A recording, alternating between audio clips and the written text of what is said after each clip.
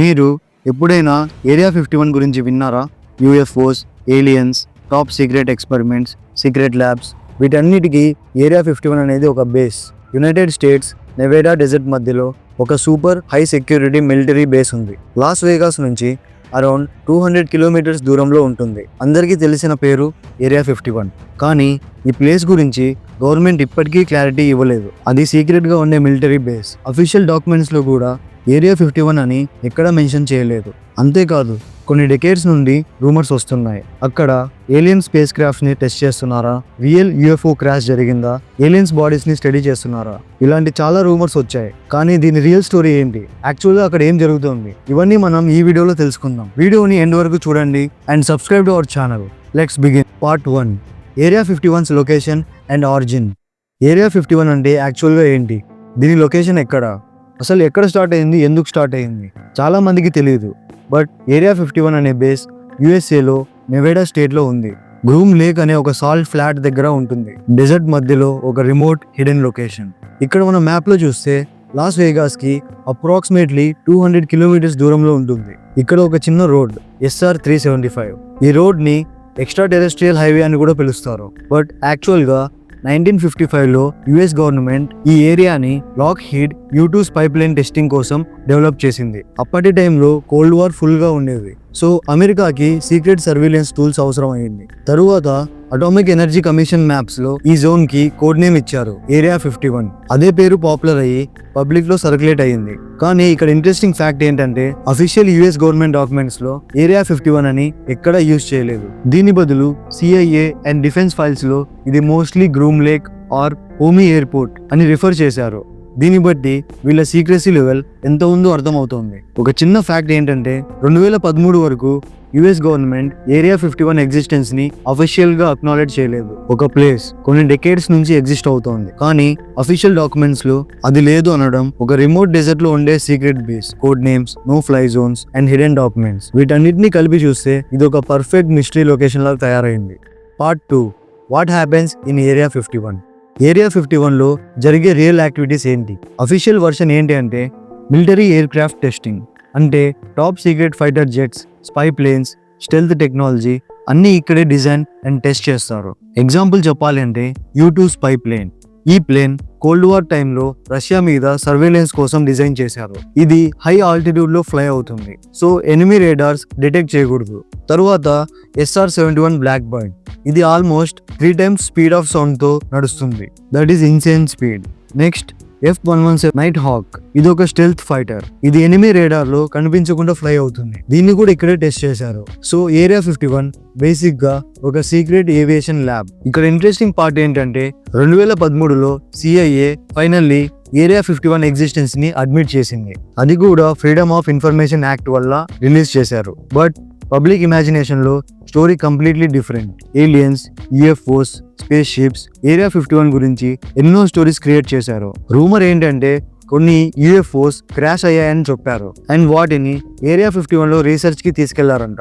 Alien bodies మీద autopsy చేశారు అని ఫొటోస్ ఉన్నాయని కూడా రూమర్స్ వచ్చాయి. ఇంకా కొంతమంది ఏం చెప్తారంటే government is doing reverse engineering, అంటే ఏలియన్ స్పేస్ క్రాఫ్ట్ ని డిస్అసెంబుల్ చేసి వాళ్ళ టెక్నాలజీని హ్యూమన్ ప్లేన్స్ కి అడాప్ట్ చేశారని చెప్తున్నారు. ఇలాంటి స్టోరీస్ అన్ని 1989 నుంచి స్టార్ట్ అయ్యాయి. ఎందుకంటే అప్పుడు ఒక పర్సన్ మీడియాలో వస్తాడు, అతని పేరు Robert Lazar. Part 3, Robert Lazar and the UFO craze. Robert Lazar ఇతను 1989లో సడన్ గా మీడియా ముందుకు వచ్చి లాస్ వేగాస్ లో ఒక టీవీ ఇంటర్వ్యూలో చెప్తాడు, నేను ఏరియా 51లో వర్క్ చేశాను, నేను ఏలియన్ స్పేస్ క్రాఫ్ట్ ని రివర్స్ ఇంజనీర్ చేశాను, అది గ్రావిటీతో ఎలా ఫ్లై అవుతుందో చూశాను, ఈవెన్ అటాప్సీ జరిగిన ఏలియన్ బాడీస్ ని కూడా చూశాను. అప్పుడే ఇదంతా న్యూస్ లో బ్లాస్ట్ అయింది. Entire America shock. పబ్లిక్ లో ఫుల్ క్యూరియాసిటీ, ఫియర్, ఎగ్జైట్మెంట్ అన్నీ వచ్చేసాయి. TV channels, news papers, documentaries అన్నీ కూడా రాబర్ట్ లాజర్ స్టోరీని వైడ్ గా కవర్ చేశాయి. Area 51 is equals to aliens అనే ఈక్వేషన్ లాక్ అయిపోయింది. ఇన్వెస్టిగేషన్స్ స్టార్ట్ చేశారు.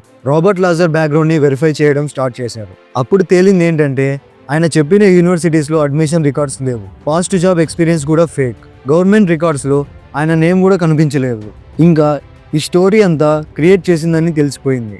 కానీ పబ్లిక్ ఇమాజినేషన్లో ఒక్కసారి స్టోరీ సెటిల్ అయ్యాక దాన్ని ఎవరూ మార్చలేరు. హాలీవుడ్ మూవీస్ కూడా దీన్ని యూజ్ చేసుకున్నాయి. Independence Day, X Files, Men in Black, వీటన్నిటిలో ఏరియా 51ని ఏలియన్ బేస్ లాగా చూపించారు. సో రాబర్ట్ లాజర్ చెప్పినవన్నీ ఫేక్ అని తేలిపోయాయి. ఒక పర్సన్ ఫేక్ స్టోరీ చెప్పడం మాత్రమే కాదు, ఒక గ్లోబల్ లెవెల్ కాన్స్పిరసీ మిత్ని ఇగ్నైట్ చేశాడు. అండ్ ఇన్ ప్రాసెస్ ఏరియా 51ని world's most famous secret place లాగా మార్చేశాడు. Part 4, why the secrecy? అసలు ఎందుకు ఇంత సీక్రెసీ మెయింటైన్ చేస్తున్నారు? ఏరియా 51 గురించి మాట్లాడడం వల్ల క్యూరియాసిటీ పెరిగిపోతుంది. But when you look at how heavily guarded it is, literally mind block అవుతుంది. 90,000 acres అంతా వ్యాస్ట్ ఏరియాని సరౌండ్ చేశారు. అంటే ఒక small city size. Photography is strictly banned, trespassing చేయకూడదు. ఈవెన్ సైన్స్ కూడా పెట్టారు, డెడ్లీ ఫోర్స్ ఆథరైజ్డ్ అని. ఇది జస్ట్ వార్నింగ్ మాత్రమే కాదు, ఇది ఒక లైఫ్ థ్రెట్ లాంటిది. సరౌండింగ్స్లో ఈవెన్ మోషన్ సెన్సార్స్ కూడా ఉన్నాయి, అది కూడా అండర్ ది గ్రౌండ్. ఈవెన్ విజిబుల్లో కూడా ఉండవు, జస్ట్ ఒక స్టెప్ పడితే అలర్ట్ అయిపోతాయి. ఆర్మ్డ్ ప్యాట్రోల్స్ 24/7 సెక్యూరిటీ మెయింటైన్ చేస్తారు. డ్రోన్స్ కూడా సర్వీలెన్స్ కోసం ఆకాశంలో తిరుగుతాయి. అసలు ఏం చేస్తున్నారని అందులో గవర్నమెంట్ చెప్పిన ఆన్సర్ మాత్రం simple: military secrets, national security, అంతే. మనకి తెలిసింది ఏంటంటే ఏరియా 51లో cutting edge military aviation projects జరుగుతాయి. Drone testing, radar aviation technology, stealth aircraft experiments and even possibly hypersonic flight programmes. ఇవన్నీ highly confidential weapons and systems. ఇవన్నీ enemy కంట్రీస్కి మాత్రం అస్సలు తెలియకూడదు. సో సీక్రెసీ మెయింటైన్ చేయడం తప్పదు. కానీ కాన్స్పిరసీ థియరీస్ చెప్పేది వేరే. గవర్నమెంట్ కవరప్ చేస్తుంది, ఏలియన్స్ని హైడ్ చేస్తున్నారు, రివర్స్ ఇంజనీరింగ్ ఎక్స్పెరిమెంట్స్ జరుగుతున్నాయి. కానీ ఒక్కసారి ఆలోచించండి, ఇలాంటి ఎక్స్పెరిమెంటల్ ఎయిర్ క్రాఫ్ట్స్ నైట్లో ఫ్లై చేస్తే అన్ఐడెంటిఫైడ్ ఫ్లయింగ్ ఆబ్జెక్ట్స్ లా కనిపిస్తాయి. లైట్స్, సౌండ్స్, మూవ్మెంట్ అన్నీ డిఫరెంట్గా ఉంటాయి. సో చూసిన వాళ్ళంతా అవి UFOs అని అనుకుంటారు. యాక్చువల్గా అవి military air crafts. And once మీడియాలో హైప్ వచ్చాక స్టోరీ ఆటోమేటిక్గా ఏలియన్స్ దగ్గరికి వెళ్ళిపోతుంది. బట్ నిజం ఏంటి? Maybe not aliens, but definitely advanced science. Maybe not spaceships, but future weapons. Maybe not ET contact, but extreme top secret research. Government protect చేస్తుంది టెక్నాలజీని, కానీ పబ్లిక్ ఇమాజిన్ చేస్తున్నది ఏలియన్స్ని. ఏరియా 51 గురించి తెలుసుకోవడం అంటే ఒక మిలిటరీ బేస్ గురించి డిస్కస్ చేయడం మాత్రమే కాదు, ఇది ఒక మోడర్న్ డే మిస్టరీ, ఒక legendary phenomenon. Science, secrecy, story telling ఇవన్నీ ఒక డెజర్ట్ బేస్లో కలిసిపోయాయి. Of course classified military research జరుగుతోంది, సర్వీలెన్స్ టాప్ లెవెల్లో ఉంటుంది, అండ్ సెక్యూరిటీ లిటరల్గా డెడ్లీ ఫోర్స్ ఆథరైజ్ చేశారు, అంటే సీరియస్గా గార్డెడ్ జోన్. కానీ ఏలియన్స్ ఉన్నారా, UFOs అక్కడే టెస్ట్ చేస్తున్నారా? వీటన్నిటికీ ఆన్సర్ మాత్రం తెలియదు. నేను ఫైనల్గా చెప్పాలనుకునే పాయింట్ ఏంటంటే నిజం అనేది కొన్నిసార్లు డల్గా ఉంటుంది. అందుకని మీకు ఇంట్రెస్టింగ్గా ఉన్నదే నిజం అని నమ్మకూడదు. సో మీరేమనుకుంటున్నారు? ఏరియా 51లో ఏలియన్స్ ఉన్నాయని మీకు అనిపిస్తుందా, లేదా జస్ట్ సీక్రెట్ టెక్నాలజీ మాత్రమే ఉందని ఫీల్ అవుతున్నారా? మీ ఒపీనియన్ ఏంటో కామెంట్ చేయండి. ఈ వీడియో నచ్చితే లైక్ చేయండి, మీ ఫ్రెండ్స్ అండ్ ఫ్యామిలీకి షేర్ చేయండి, and subscribe to Satya simplifies.